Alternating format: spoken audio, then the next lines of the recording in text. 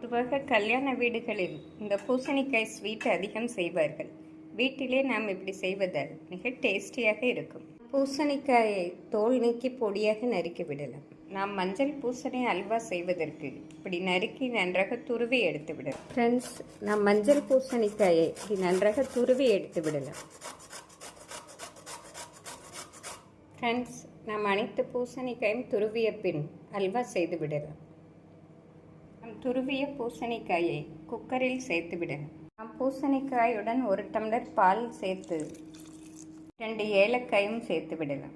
ஏலக்காய் சேர்த்து சிறிது குங்குமப்பூவும் சேர்த்து விடலாம். நாம் 2 விசில் வைத்து எடுத்து விடலாம். பூசணிக்காய் நன்றாக வெந்து வந்துவிட்டது. நாம் இப்பொழுது அல்வா கிண்டி விடலாம். நாம் அல்வா கிண்டுவதற்கு இப்படி ஒரு கடாயை எடுத்து விடலாம். நாம் நான்ஸ்டிக் கடாய், நார்மல் கடாய் எது வேண்டுமானாலும் எடுத்துக்கொள்ளலாம். நாம் 4 ஸ்பூன் நெய் ஊற்றி விடலாம். நெய் நன்றாக காயவும் நாம் முந்திரி பருப்பை வறுத்து எடுத்து விடலாம்.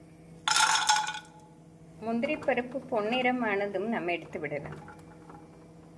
இந்த அளவு லைட் ப்ரௌன் கலர் வரவும் நாம் எடுத்து விடலாம். நாம் முந்திரி பருப்பு வறுத்த நெய்யிலே பூசணிக்காயை சேர்த்து விடலாம். நாம் வேக வைத்த பூசணிக்காயை நெய்யில் சேர்த்து விடலாம்.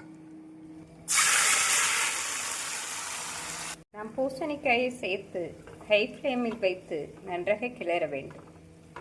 பால் நன்றாக வற்றி வரும் வரை நாம் கிளற வேண்டும். இந்த சமயம் 1/2 கப் சர்க்கரை சேர்த்து விடலாம். இந்த சமயம் நாம் பூசணி அல்வாவிற்கு தேவையான ஜீனியை சேர்த்து விடலாம். ஜீனி சேர்த்து நாம் ஹை ஃப்ளேமிலே வைத்து நன்றாக கிளற வேண்டும். ஃப்ரெண்ட்ஸ், நாம் ஜீனி சேர்த்து பால் நன்றாக வற்றி வரும் வேளையில் 2 ஸ்பூன் நெய் சேர்த்து விடலாம்.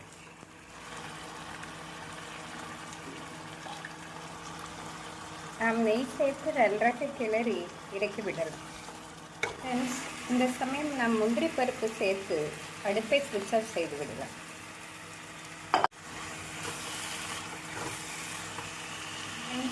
மிக டேஸ்டியாக பூசணிக்காய் அல்வா ரெடி.